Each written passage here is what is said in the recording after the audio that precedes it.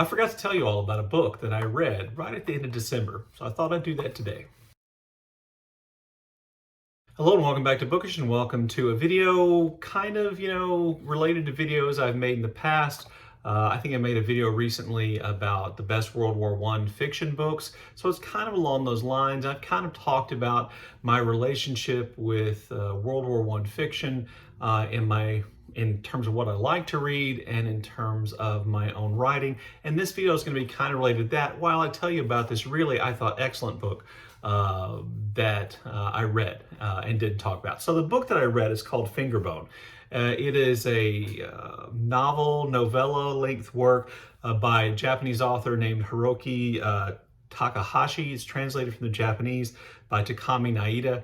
And I learned about this book from Willow on Willow's channel, Willow Talks Books. And Willow included as one of the best works in translation 2023. So I'll leave a link to that video down below.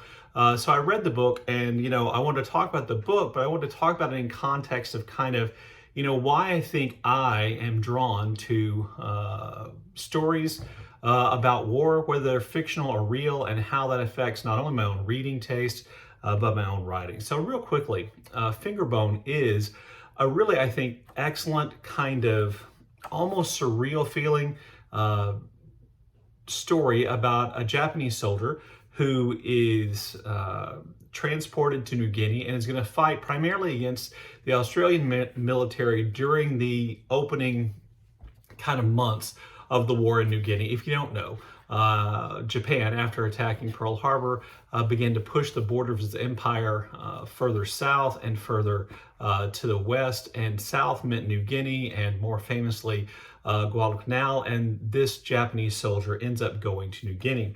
And in New Guinea, he is wounded, and then he spends time in a hospital getting to know several other men, most of whom die before eventually, having to meet his own end in his own way. And the name of the story comes from the idea that the Japanese soldiers would cut off the finger bone of a dead soldier to bring it home to their family because they couldn't bring the bodies home. One of the great things I think about the book is that it kind of really does what I think the best fiction about war does, and that it kind of gets inside the head of soldiers in combat. This is a pretty remarkable achievement by Takahashi, since there's no way he was an actual Japanese soldier, as far as I know. I think this book was recently published and recently written.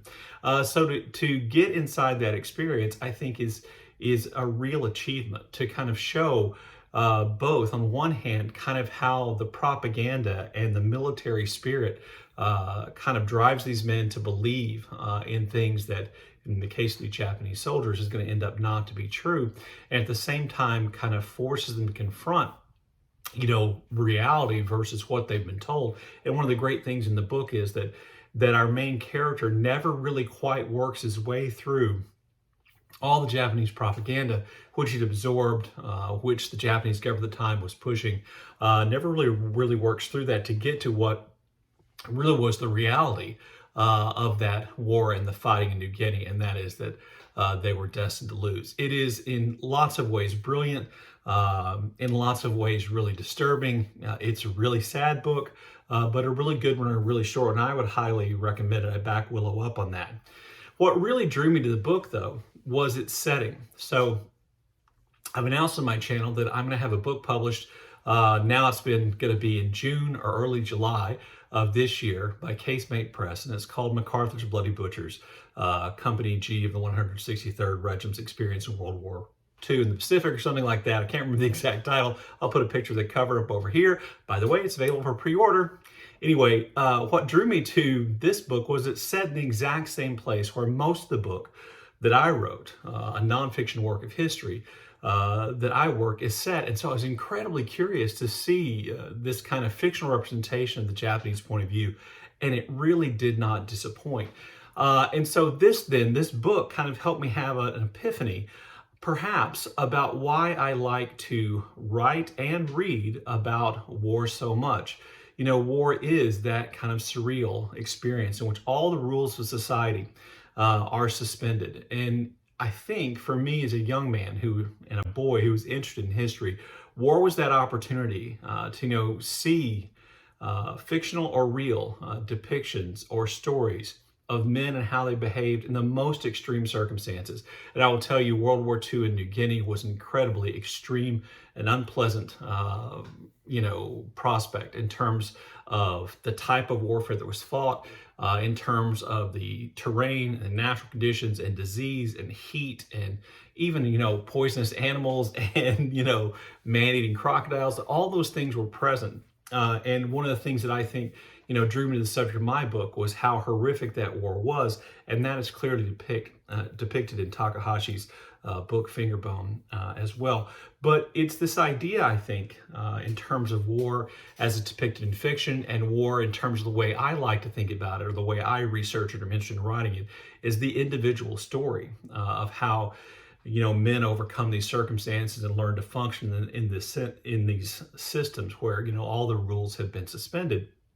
That's one of those things which really draws my interest. And part of that interest, I think, is that it gives us a window, I think, or for a young man and still, no longer a young man, it kind of gives license to men and women to write about emotional things, vulnerability, mental illness, loss of faith. All those things can be depicted, I think, in a work of fiction that centers on war, whether the author was a participant or not.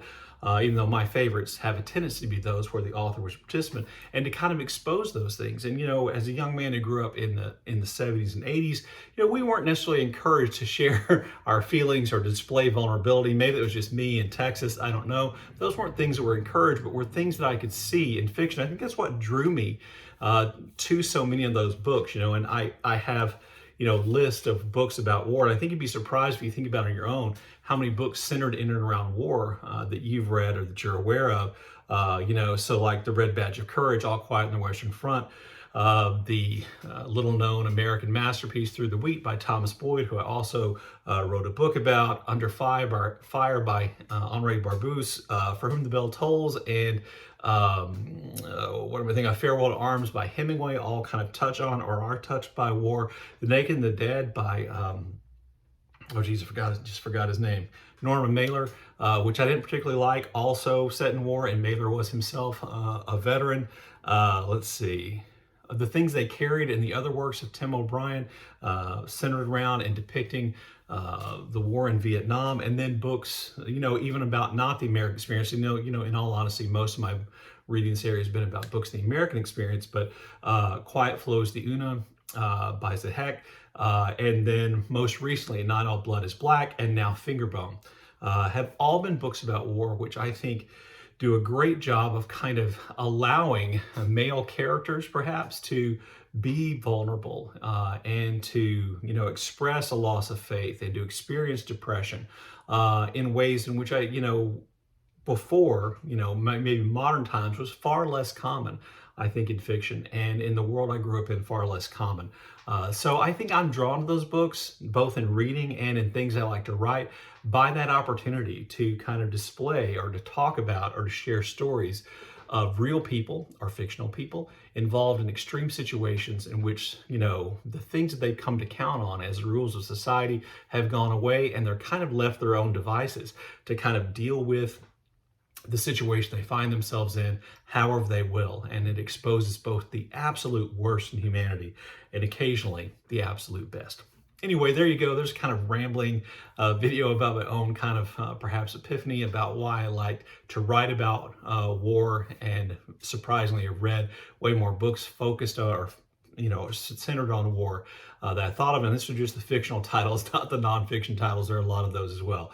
Anyway, let me know what you think about my ramble here, what you think about the topic of this video. If you've read Fingerbone by Takahashi, let me know in the comment section below.